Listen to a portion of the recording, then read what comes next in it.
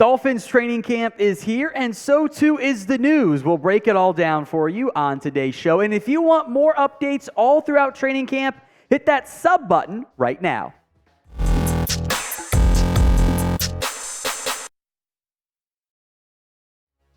Three more players have been placed on the physically unable to perform list, aka the PUP list for the Miami Dolphins.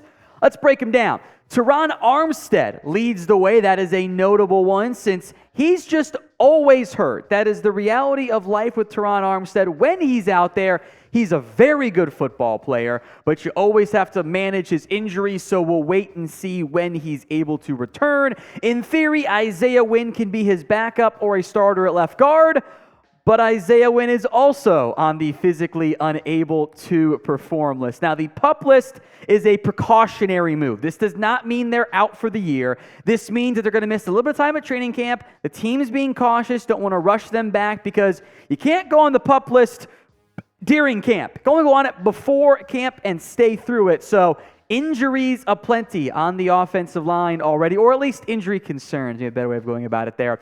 Armstead's out. Isaiah Wynn is out. This probably means some run at left tackle for Terron Christian, maybe a Kendall Lamb, even Cedric Ogbuehi at left tackle early on during camp. Eichenberg's going to get a bunch of run at left guard. You'll maybe see some Dan Feeney there potentially as well.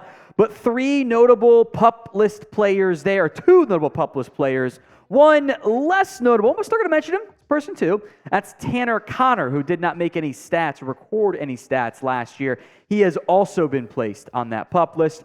Good news, Ethan Bonner has been cleared from the non-football injury list. Remember, Dolphins rookies reported earlier. The rest of the vets showed up today or a couple days ago. That's how I saw some other guys like Nick Needham go on the PUP list. But Bonner is now good to go. So that's your initial update on Dolphins training camp. More to come, but first, a Dalvin Cook situation development here. Cook is still unsigned as training camps begin across the league tomorrow. That's Wednesday. Said he'll likely play in the AFC East. Yeah, Dalvin Cook had a fairly long-ranging interview. I believe it was yesterday evening, morning, whatever it was, on the Rich Eisen show. I forget when exactly that show goes, probably in the morning. Anyway, he's clearly looking for more money than what he has been offered so far. And he was asked about the report that he had an offer from the Dolphins that he rejected. And he said, I didn't. No, that wasn't true. It's ongoing with my agents and everybody. They're going through the whole negotiation thing, doing their thing. I'm going to let them take care of that. That would seemingly dispute the multiple reports, including one from Barry Jackson. He says, as Jeff Darlington and I and others reported, the Dolphins absolutely made an offer weeks ago. It was one so low, he didn't consider it. Wasn't viewed as a serious offer. That was reiterated to me yesterday. Now, I think two routes here. One, that was like the whole Cook said, well, no, I didn't reject it, but I'm not like shutting down talks with the Dolphins. This could also be the old head coach offer. How can both things be true? You're going, what the hell is a head coach offer? You know when college football coaching searches go on and a coach withdraws from consideration or doesn't say yes to an offer, and then it comes out, well, no, we never offered in the deal. No offer is actually made to a college football head coaching candidate until after it's been signed. That's been my long-standing joke. Of course there are offers going on. It's just that it's not a committable offer, and it gives plausible deniability to say, oh, we got rejected. They know what the offer would be. So that there was a written contract presented or this is what we're thinking type of offer, I think the Dolphins and both sides kind of have a good feel for what's going on from that perspective. So do please keep that in mind. Spend some more time here, on Dalvin Cook. But do you want to sign him? We've asked a lot, will the Dolphins sign him? I want to hear your opinions on what you want, Dolphins fans. Y for yes, N for no. Do you want to sign Dalvin Cook? It is the pinned comment on today's show. So if the ad break comes here on YouTube, take advantage and go vote. The Dolphins do have some pieces here along the defensive line, or the backfield, Raheem Mostert, Jeff Wilson, when healthy, can be productive. Devon Achane is RB3, who I'm excited about, but maybe, if Cook's not there, it means some more reps for him, early on in camp. And of course, he'll get plenty of run in the preseason here. Now, there have been another shift, in the Dalvin Cook odds. Has been another shift. That's the proper grammar. Patriots still plus 150. Dolphins plus 200, Jets are plus 300, and the Bills are now up in the odds at plus 1,200. Commanders bringing up the rear. The injury to Nyheim Hines, I will make note the Bills did sign Darrington Evans today, if that matters at all, does present a potential flip there. Here's what Dalvin Cook was asked about, like, where are you going to play? He says, I think the AFC is really high percentage for my landing spot. I think those teams showed a lot of interest in coming to pick me up and having me join their team, so I think that's like a real high interest. He was also asked specifically about the Bills. He said, that would be exciting for me and my family. It would.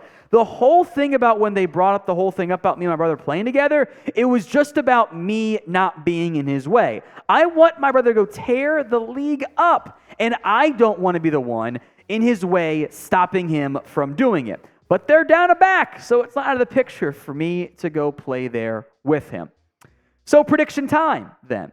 Who will sign Dalvin Cook? I think if you're putting the odds of like the field versus the AFC East, it's something like plus 2,000 the field, maybe plus 1,000 the field. AFC East, the heavy favorites. Get those predictions in for me in the comment section right now. Dolphins draft hats are on sale. If you did not get the awesome 2023 edition of the NFL draft hats, well, you can get them on sale now. Links in the comment section and the description of today's show. It's chatsports.com/Dolphins draft. That's chatsports.com/Dolphins draft. That link again in the comment section and the description of today's show. Some more Dolphins training camp updates. Does appear that Connor Williams is reporting. Although as we sit here filming this, a little bit after you'll be, or a little bit before you'll be watching, because it takes some time to upload, etc. The NFL transaction wire for today has not been reported, but Williams' agent Drew Rosenhaus said he'll be at training camp after Williams skipped mandatory minicamp. Now, I don't have that much sympathy compared to others for Connor Williams. Like, he signed a 2-year deal. Like, holding out after 1 year is kind of not the most common way to go about it there. But he wants a new deal. I am hesitant to think the Dolphins are going to grant that immediately. I like Connor Williams a little bit more than my boy Will Scott does, but Will saw some of the bad snaps and never quite got over, which is fine. There were bad snaps last year. As a block, I think he would be better at left guard still. But he was still, I think, one of the better offensive linemen last year for the Miami Dolphins. Didn't get beat that often. Yeah, there were some of those snap issues that, in theory, another year of training camp will help benefit and fix, since the Dolphins kind of signed Connor Williams, who was a guard for Dallas, and then was like, okay, now you're a center with not a lot of adjustment time from that perspective. I'm very curious, all things considered, to see what the highest paid center market could materialize out on. When you look at the deal for Connor Williams, he actually is getting paid under the guard contract. That's why he's not on this list here, even though he's making about $7 million per year. He was signed as a left guard, so every site you see out there that has him among positions, it's at guard. And I still don't know if the Dolphins had initially planned on making him a center when they signed him, but they had to get the best 5 out there. So what money does he want? Maybe another 2-year, $14 million deal gets it done. I mean, that's still top 10 among centers. If he wants more than that, I would say let's wait and see and maybe dare him to hit free agency again. Now, Williams is going to show up to camp, but since he skipped minicamp, there is always the threat of a hold-in, meaning you're present at training camp, but my hamstring hurts. My back's a little tight. I can't practice today. And you don't hold out of camp, you hold in and you just don't practice. We'll know what happens on Wednesday, but you can get your predictions in now. 1 for yes, he will. 2 for no, he will not. Also wanted to make quick note of Zach Sieler here. He's rep by Rosenhaus as well. I wouldn't expect there is no holdout there. Wouldn't expect to hold in either, since he was at mandatory minicamp. He might be a bit more inclined to be a full participant. We'll see what happens. Day 1 of camp comes tomorrow. We should see Brandon Jones out there, which is a nice development for him. He is not to miss not very much, if any time, during camp. Maybe he ends up missing a couple of bits and pieces here, like they put him on a pitch count or something like that. But He wasn't on the announced PUP list candidates earlier today, which is the ideal outcome for Brandon Jones. He tore his ACL in Week 7 last year. Sounds like that recovery is good. And maybe it's a pitch count. Maybe it's not a full. He's out there for every single first-team snap. But this is really good news for the Dolphins and Brandon Jones because it needs to be a breakout year. He played 7 games last year, had some good tackle numbers. You can over double that and get a good feel, but you need more splash plays. The Dolphins are banking on Jones being the safety number 2 this year. Javon Holland, I was glad the ESPN's executives conversation put him at 5th among safeties. I was happily surprised he was that high because he's that good. But they need Brandon Jones to be a big number 2 at that spot this season.